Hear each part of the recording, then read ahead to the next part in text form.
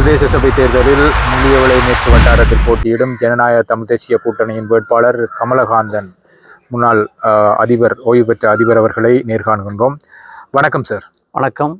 இந்த கருத்துரைப்பற்று பிரதேச சபை தேர்தலில் நீங்கள் சங்கு சின்னத்தில், அதாவது ஜனநாயக தமிழ் தேசிய கூட்டணியில் போட்டியிடுவதற்கான நோக்கம் என்ன? போட்டியிடுவதற்கான காரணம், முதலில் ஏதோ ஒரு தமிழ் கட்சியின் கீழ் நாங்கள் அபுட்சராக இருந்து தேர்தலில் இறங்க வேண்டும் என்ற ஒரு உணர்வு.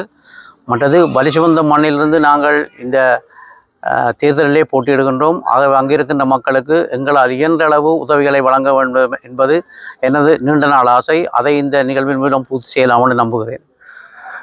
அதாவது பிரதேச சபை ஊடாக உங்கள் கிராமத்தில் எவ்வாறான அபிவிருத்திகளை மேற்கொள்ள உள்ளீர்கள் என்பதை மக்களுக்கு தேர்தல் கால வாக்குறுதியாக வழங்கி வருகின்றீர்கள். உண்மையில் எங்களுடைய பிரதேசத்தில் வீதிகள் மிக மோசமாக கிடக்கின்றது. நீண்ட காலமாக அந்த வீதிகள் திருத்தப்படவில்லை. மற்றது வீதிகளை அண்டிய பிரதேசங்களில் பற்றைக்காடுகள் காணப்படுகின்றது. மற்றது வடிகாலின்றி பல வீடுகளுக்குள் நீர் புகுந்து அவர்கள் இருப்பதற்கு இடமில்லாமல் தெரிகின்றார்கள். எனவே இவற்றை மனதில் கொண்டு இயன்றவரை அவர்களுக்கு நிவாரணம் வழங்கலாமல் இருக்கிறோம்.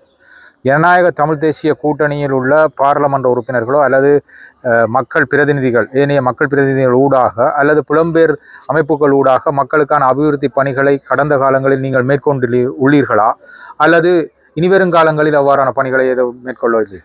எங்களை பொறுத்த மட்டில் எமது பிரதேசத்தில் நிறைய பேருக்கு நாங்கள் உதவிகளை வழங்கி இருக்கின்றோம். அது வெளிநாட்டு உறவுகளின் மூலமாக நாங்கள் அவற்றை வழங்கி இருக்கின்றோம். வாழ்வாதாரங்கள், மற்றது கல்விக்கான சேவை, மற்றது உலர்ணவுப் பொருட்கள் என இடர்காலங்களில் அவ்வாறான உதவிகளை செய்திருக்கின்றோம்.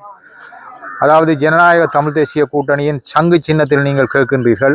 பல்வேறுபட்ட சுயேட்சை குழுக்கள், கட்சிகள், அதாவது குறிப்பாக இந்த முறை ஜேவிபி எனப்படும் தேசிய மக்கள் சக்தி தமிழர் பிரதேசங்களில் உள்ளூராட்சி சபைகளில் வேட்பாளர்களை களமிறக்கி இருக்கின்றார்கள். இது தமிழர்களின் தேசியத்தின், அதாவது தமிழர்களின் இருப்பை கேள்விக்குறியாக்குமா, அல்லது இது தொடர்பாக தமிழ் மக்களுக்கு நீங்கள் எவ்வாறான தெளிவை விளக்குகின்றீர்கள்? உண்மையில் அது தமிழ் மக்களுக்கு கேடாக அமையும் என்பதில் மாற்று கருத்துக்கிடமில்லை. உண்மையிலே இந்த மண்ணிலே தமிழ் தேசியத்தினை நிலைநாட்ட வேண்டிய பொறுப்பு ஒவ்வொரு தமிழனுக்கும் உண்டு. அந்த அடிப்படையில் எத்தனை கட்சிகள் என்ன கோலத்தில் வந்தாலும் நாங்கள் எங்களது அடையாளத்தை உறுதிப்படுத்த வேண்டிய பாரிய பொறுப்பு எங்களிடம் உண்டு. அந்த அடிப்படையிலேயே இந்த தேர்தலில் நான் போட்டியிடுகின்றேன். பிரதேச சபை என்பது கிராமங்களின் அபிவிருத்தியை நோக்காகத்தான் கொண்டு நகர்கின்றது.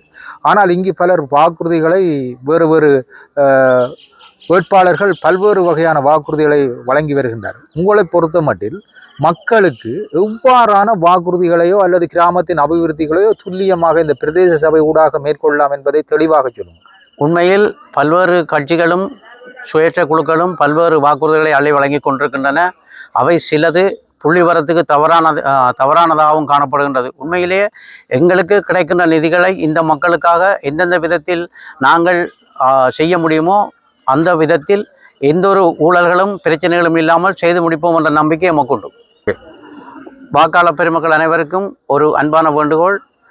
எமது கிராமத்தை அபிவிருத்தி செய்ய வேண்டிய பாரிய பொறுப்பு எங்களிடம் இருக்கிறது. எனவே அதை செய்வதற்கு முள்ளியவளை மேற்கு, முள்ளியவளை வடக்கு, 4ஆம் வட்டாரத்தின் ஒரு பகுதி ஆகிய பிரதேசங்களில் வசிக்கும் மக்களை சங்கு சின்னத்துக்கு நேரே புள்ளடியிட்டு என்னை தெரிவு செய்யும் பட்சத்தில் எமக்கு ஒதுக்கப்படுகின்ற நிதிகள் உங்களுக்கான அபிவிருத்திக்கு உதவும் என்பதில் எதுவித ஐயமும் இல்லை என்று கூறிக்கொள்கின்றேன். எனவே நீங்கள் சங்கு சின்னத்துக்கு புள்ளடியிட்டு என்னை பிரதேச சபைக்கு அனுப்பி வைக்குமாறு அன்பாக வேண்டியிருக்கின்றேன்.